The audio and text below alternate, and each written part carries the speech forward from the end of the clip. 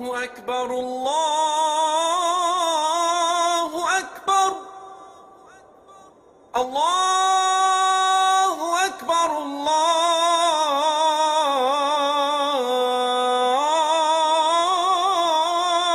أكبر. To Allah, we praise Allah with a praise that is due only to Allah and Allah alone. For all praise is due to Allah. We seek aid only from Allah, and we seek Allah's forgiveness. We seek refuge only with Allah from the evil of our own selves and our own actions. Whomsoever Allah guides, there is none to misguide. And whomsoever Allah leaves to go astray, there is none to guide. And I hope we bear witness under no compulsion that there is no God but Allah, without partner, without associate. And nothing is likened unto Him. And I hope we bear witness that Muhammad, to whom the Quran was revealed, is the slave servant and messenger of Allah. Whomsoever obeys Allah and His messenger, he has truly won a mighty triumph. Alhamdulillah, we're grateful to Allah subhanahu wa ta'ala for allowing us to come together again on this day of gathering, on this day of Jummah. It is indeed a blessing for us here in America as American Muslims, because it was never thought that the word of Allah would be raised in this land. Everything was established so that Islam would never be allowed to be rooted in the fertile soil of the American dream.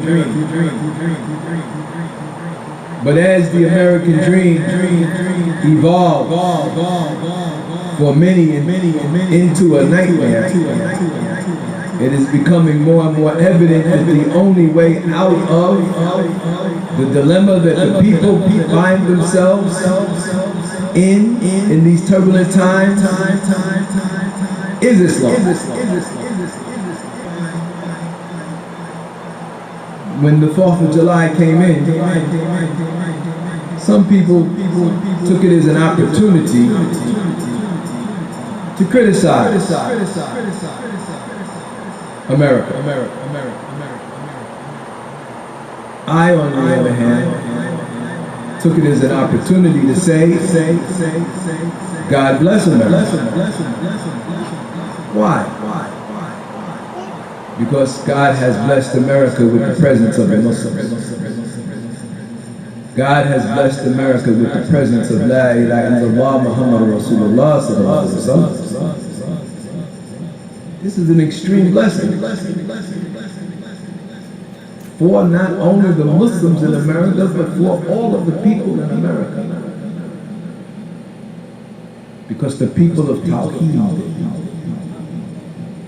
the people who love the oneness of the Creator, and the people who love the final prophet who was sent to humanity, are firmly rooted within the American experience. And the very fact that we can critique America, that we can speak our minds, that we can publish and write our thoughts, and we can criticize, and we can bring up and manifest the historical evils which those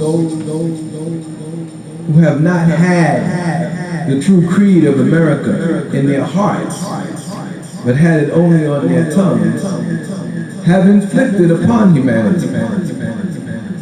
The genocide of the indigenous people who were here, and the enslavement of the Africans that were brought here. The only immigrants that did not come willingly.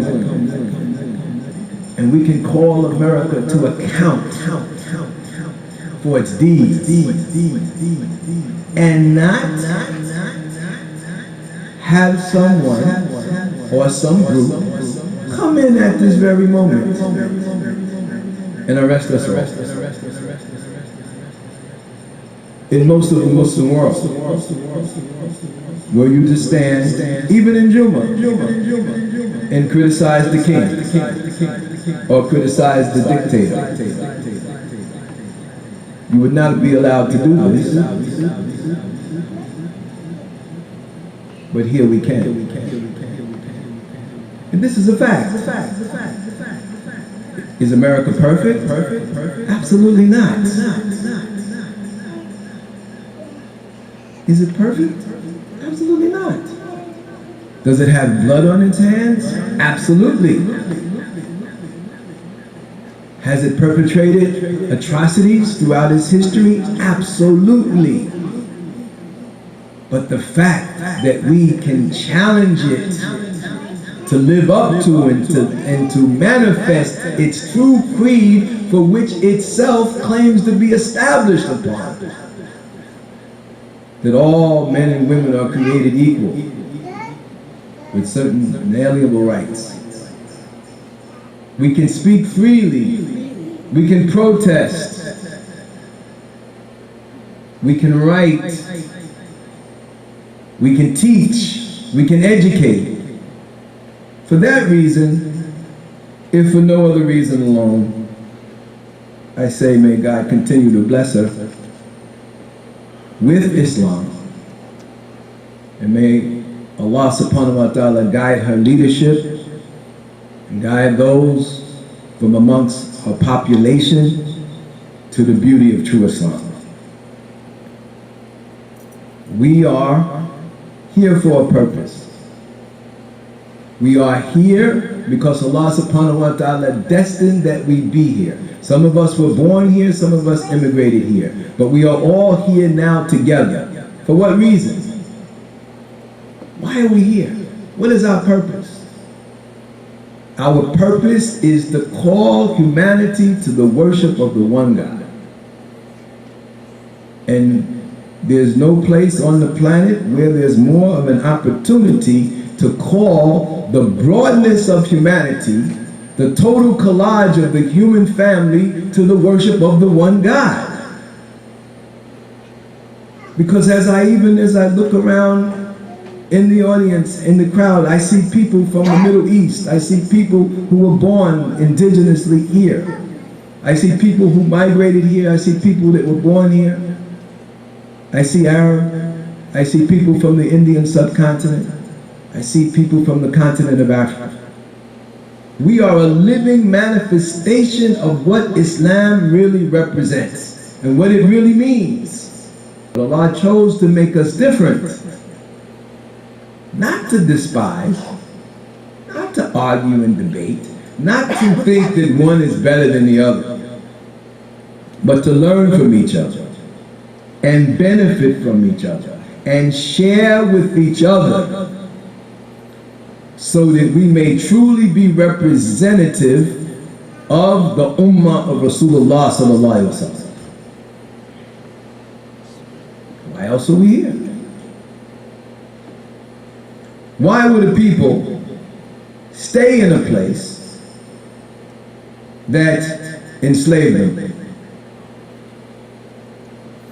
that put them in a system in which they suffered hundreds of years of the most cruel treatment ever known to humanity, and still to this day is discriminated against and used and abused within the context of the benefit of the haves over the have-nots? Why do we stay here? The earth is spacious. Remember, Allah subhanahu wa ta'ala says you will not be able to say on the day of judgment that you were oppressed in the land and unable to practice your deen or your way of life as it should be practiced, because the response on that day will be, verily the earth is spacious. So, why are we here? Why would people who come from lands where they hear the adhan 5 times a day, and by the way, the adhan that was called at the beginning of Jummah brought tears to my eyes, because that was the adhan of Mecca. I've been there many times by Allah's grace and mercy, and I recognize that adhan. That's the adhan of Mecca. So when I heard that adhan, it took me immediately back to the Kaaba. Immediately. For those of you that haven't had the opportunity to visit, may Allah bless you and allow you to make that journey. And when you hear that adhan, you reflect back to the adhan you just heard. Why would people that hear the adhan called 5 times a day, where the majority of the people are Muslims, where in some countries 100% of the populace is Muslims, why would they willfully migrate to a country where they're in a minority? Where not only are they in a minority, but they are in a minority right now that's not looked at very favorable in the eyes of the majority of the people to the country in which they migrated. Why are you here? Remember, on the day of judgment, you will not be able to say that you were oppressed in the land and weren't able to practice your deen as it should, because the response will be the earth is spacious. And remember that the Prophet ﷺ said, actions are only by intent, and everyone shall have that for which they intended. Those whose migration is for Allah and His Messenger, they shall have that for which they intended. Those whose migration was for some worldly gain, or to take some woman or a man in matrimony, they shall have that for which they intended. So for those who were born here in oppression, why do you remain in a state of oppression? When Allah subhanahu wa ta'ala says that oppression in most cases is worse than death. And for those who migrated here, why did you migrate from a land of Dar al-Islam to a land of Dar al-Harb? Why? What was your intent? Was it for Allah and His Messenger? Or was it for some worldly gain? Or to take some woman in marriage? These are the questions we have to ask ourselves. All of us. The answers lie in the intent. The answers lie in the niyyah, in the intent.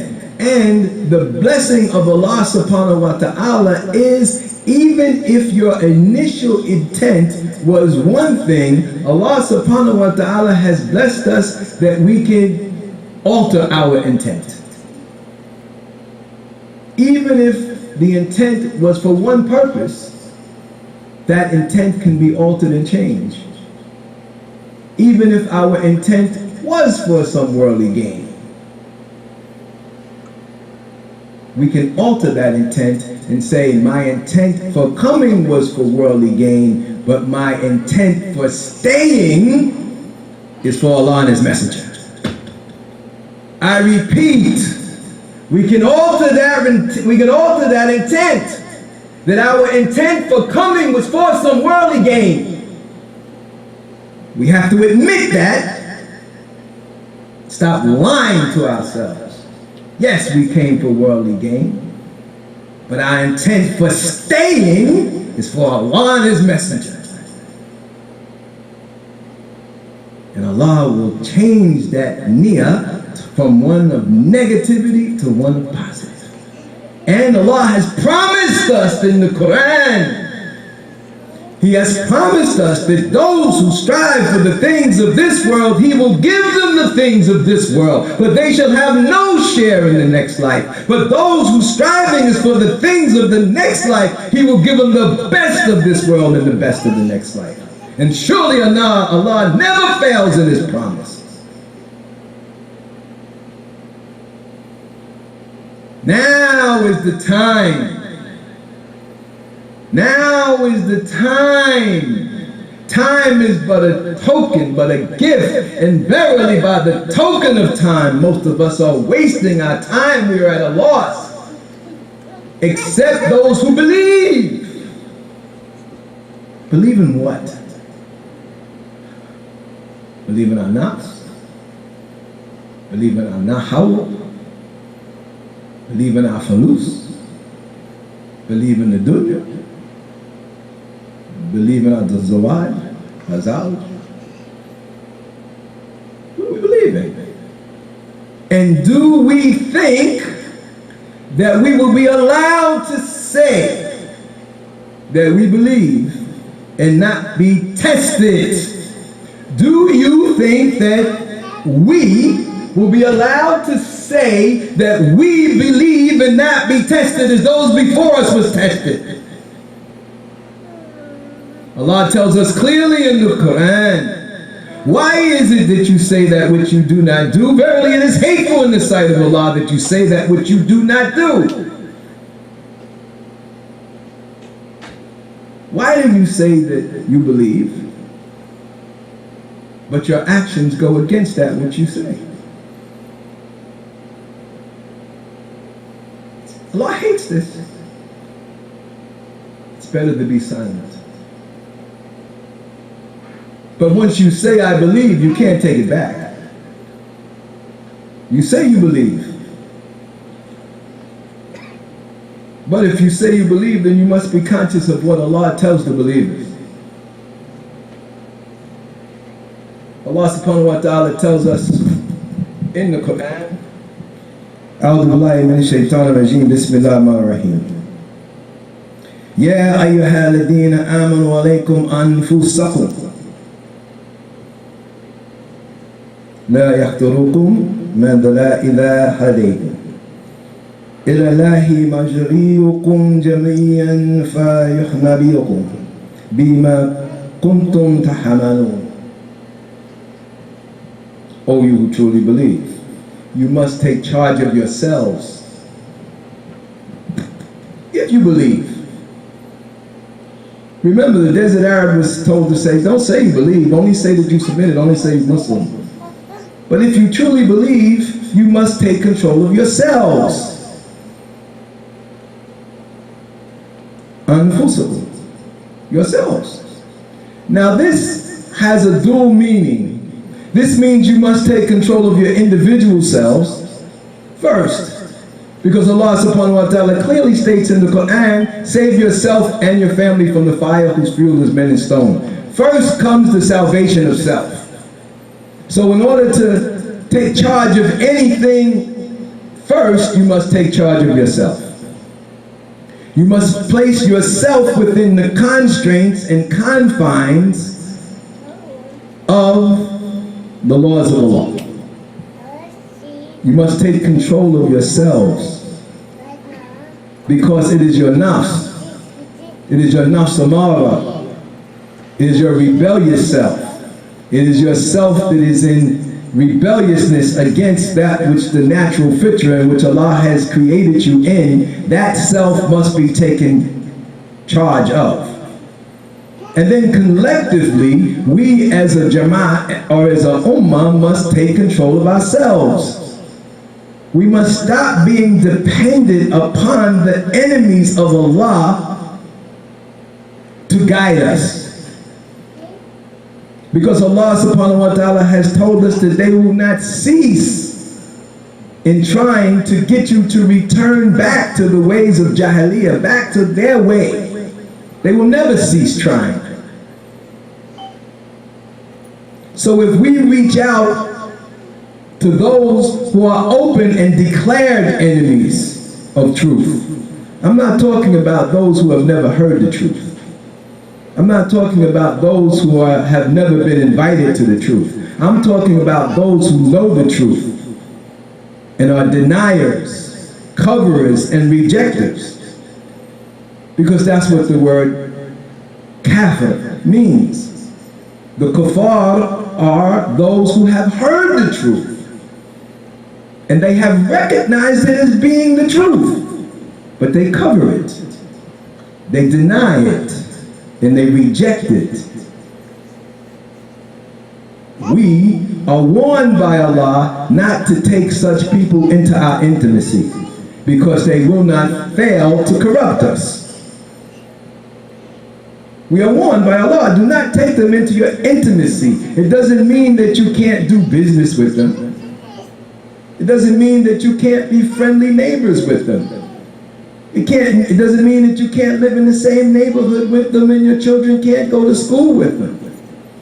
It means do not take them into your intimacy, because they will not fail to corrupt you. And more importantly, as I look out into the congregation, they will not fail to corrupt your children. Listen, they will not fail to corrupt your children, because that's the prize. If you put your children in the care and guardianship of your enemy, then how do you expect your enemy to educate your children? What seeds do you think are being planted? Because your children are fertile planting grounds. The soil is pure, it's innocent. And you are giving over your children to the guardianship of your declared enemies. What do you think is happening to your children? You might say, well, I don't see any negative effect. Well, if you plant a seed, does the plant grow immediately? Does it? No, it's hidden in the soil. It's hidden in the soil. And then it's nurtured by the sun and the rain. And you still don't see anything, but the seed has been planted. And then it begins to sprout. And it's just a little sprout, little sprout coming up. And before you know it, it's a full-blown plant or tree, bearing its own fruit.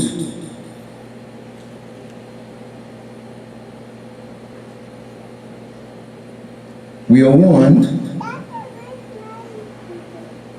we must take charge of our own selves. لا يحضركم من ضل إذا خليتم.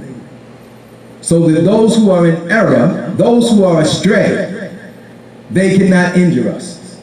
If we have control over ourselves, those who are astray cannot injure us. I'm not saying this is what Allah says. If we have control over ourselves, those who are astray cannot injure us. First, again, going back to the self. If we have control over our nafs, then those desires within us that crave for the things that are not pleasing to Allah will not be able to overcome us and take us outside the boundaries or the hudud of Allah. If we have control over ourselves. If we don't have control over ourselves, then our desires will lead us straight into the arms of shaitan. I hope you're listening. Because I'm listening. These are the words of Allah. He says, if you have control over yourselves, then those who are in error cannot injure you if you are rightly guided. He doesn't say, if you have control over yourselves, those who are in error or those who are astray cannot injure you. He says, those who are astray cannot injure you if you are rightly guided. How are you rightly guided? How are you rightly guided? Allah is Al-Hadi. Allah is Al-Rashid. Allah is the guide. Allah is the one that guides to the right. So the only guidance that is right is the guidance of Allah.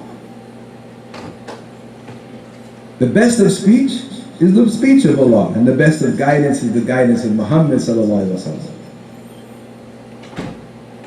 So within the context of the speech in the book of Allah and the guidance of Rasulullah sallallahu alaihi wasallam is right guidance.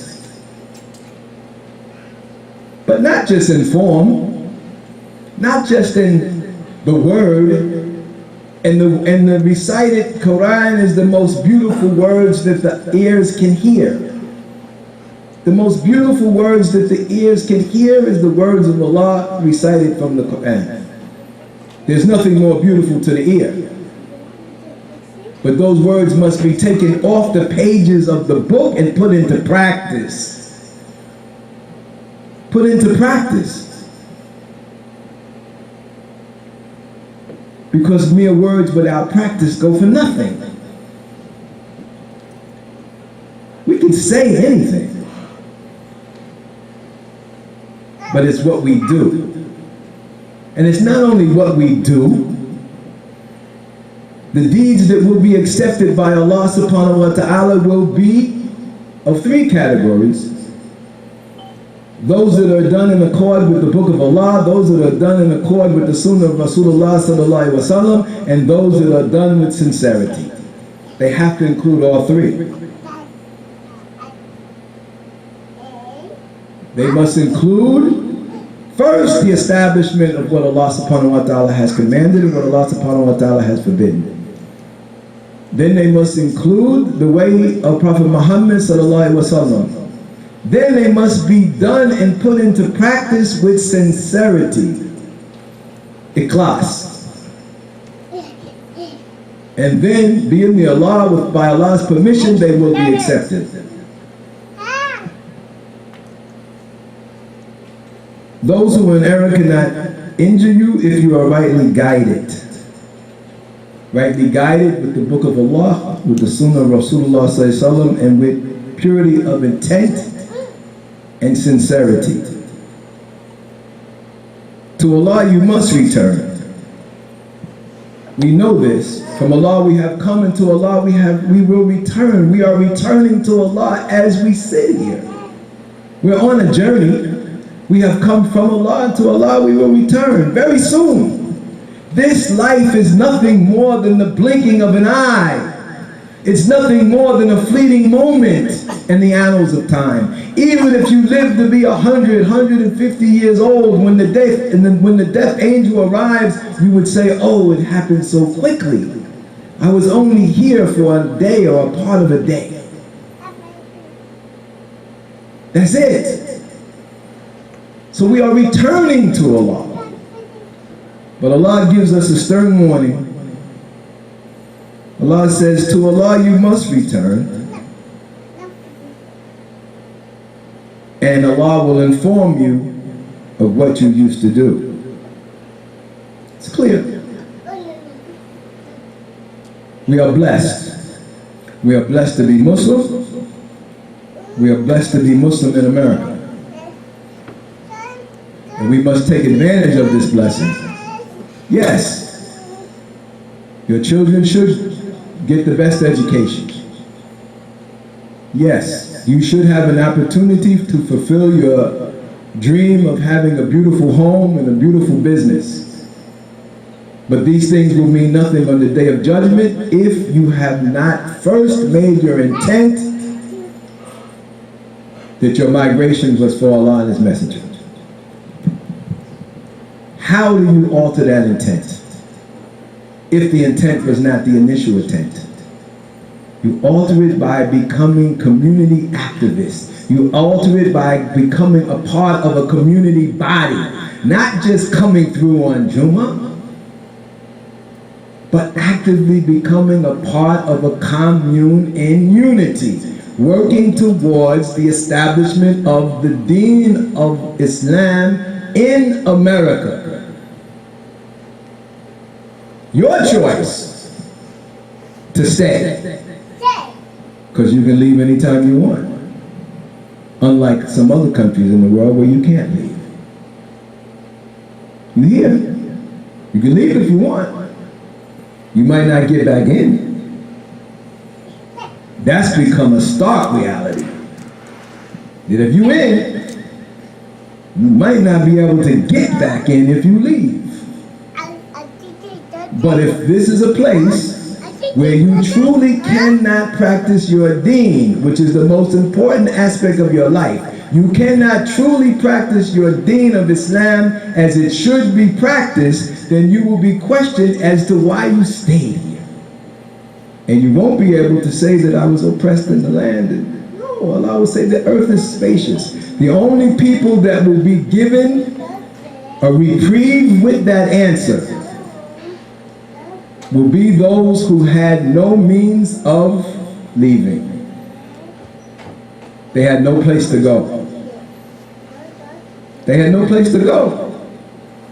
So because they had no place to go, they were put here and they had to deal with everything that this has to offer, good, bad, and ugly, and they have no place to go. So in the language of colloquial language, they're homeless, except for here. This is their home. So they have no place to go. And anywhere they go, they're not going to be welcome. They're always going to be seen as outsiders. They're always going to be seen as strangers.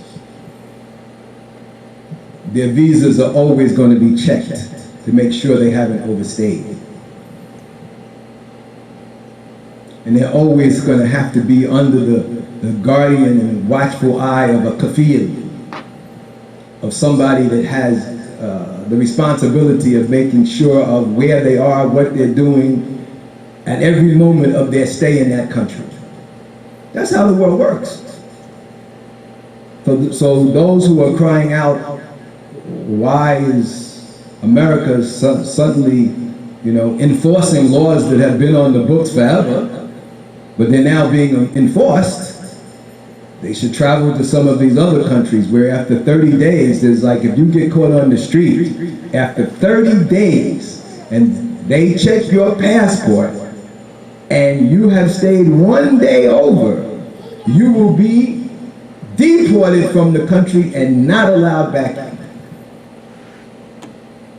These are Muslim countries.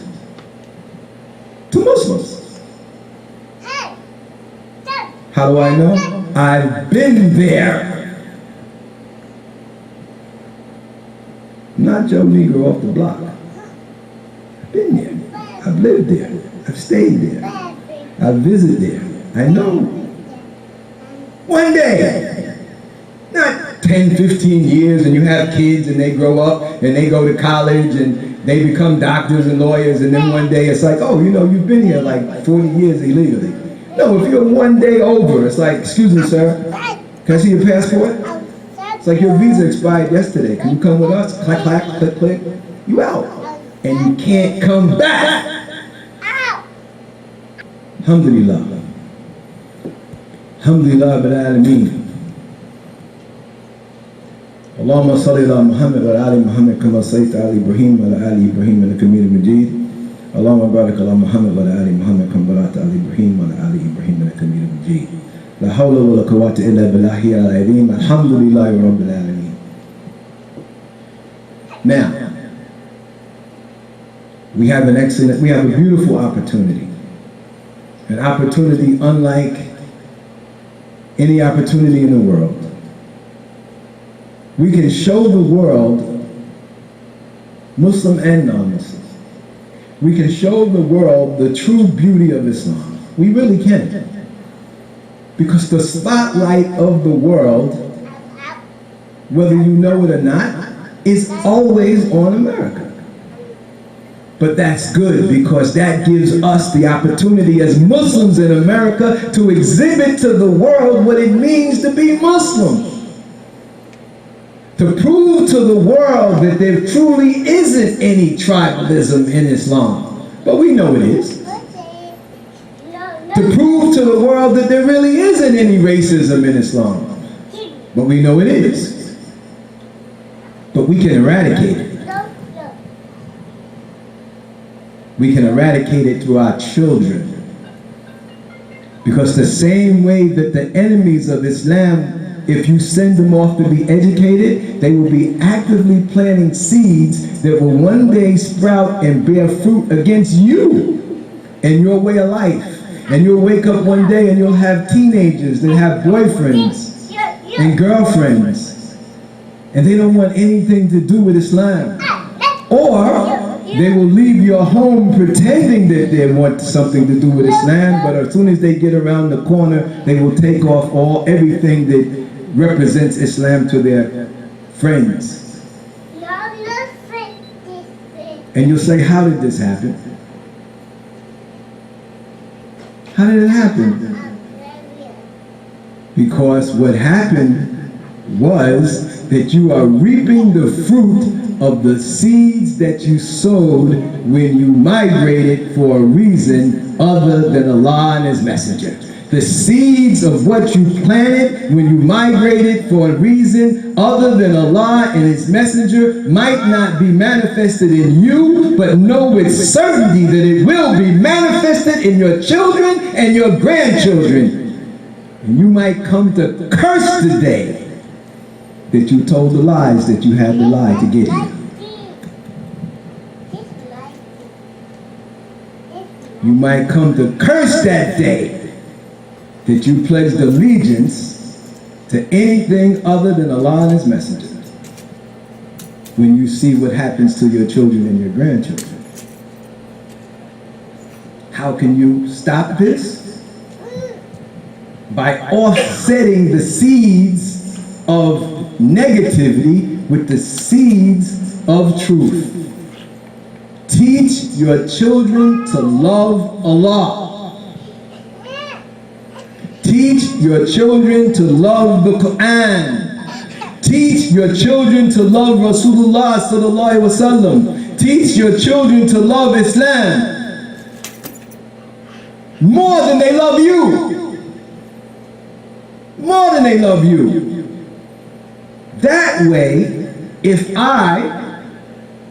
you go astray, your children will stay on the straight path because they're following the way of Allah and His Messenger and not the way of their parents.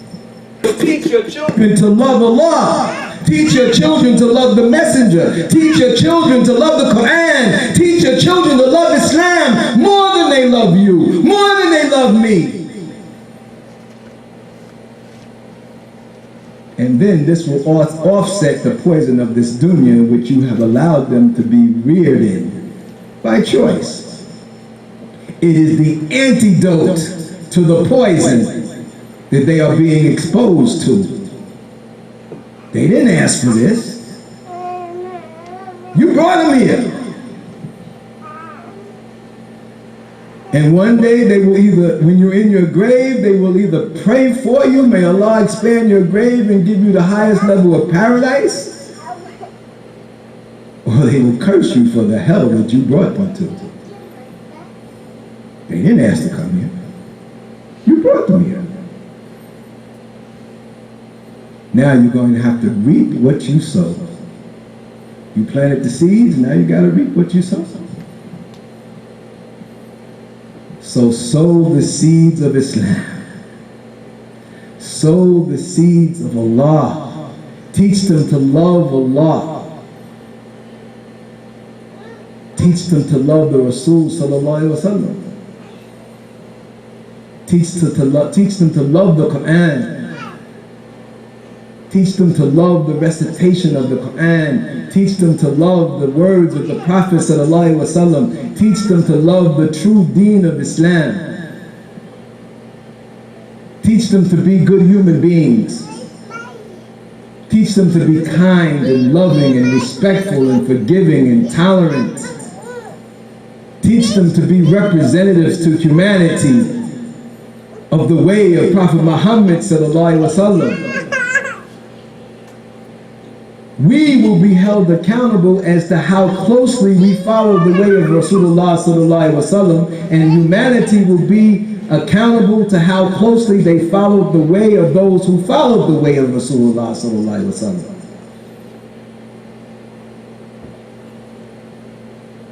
Save your children, save your families, but you will not be able to save your families until you first save yourself. Everywhere you go, in your school, on your job, with your neighbors, remember that you are a representative of Allah and His Messenger in this deen of Islam.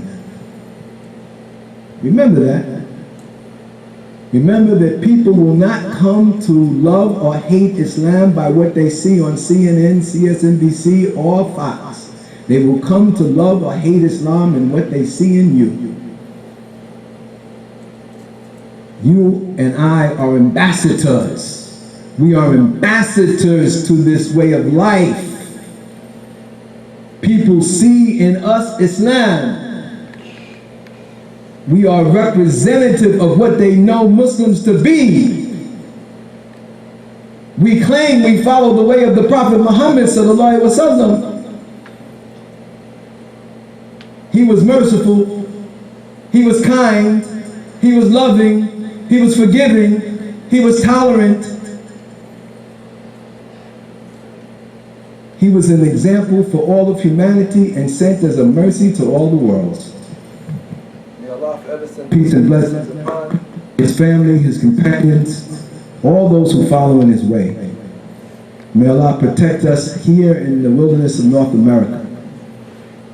May Allah allow us to put aside our differences, put aside our tribal and racial differences, put aside our linguistical differences, put aside our differences of gender, put aside our differences of opinion within the context of fiqh and how to and when to and where to and why to. And whatever it is that we choose to do it to the best of what we've chosen to do. And if we are to pass judgment on ourselves. If we are to critique, let us critique ourselves. Muhasabah.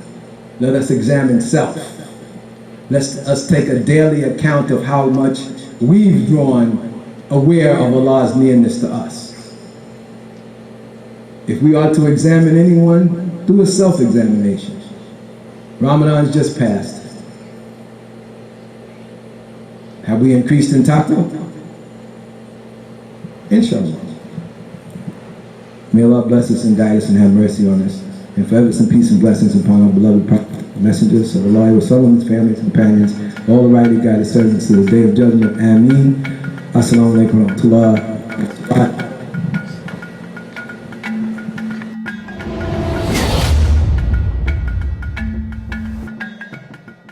الله أكبر الله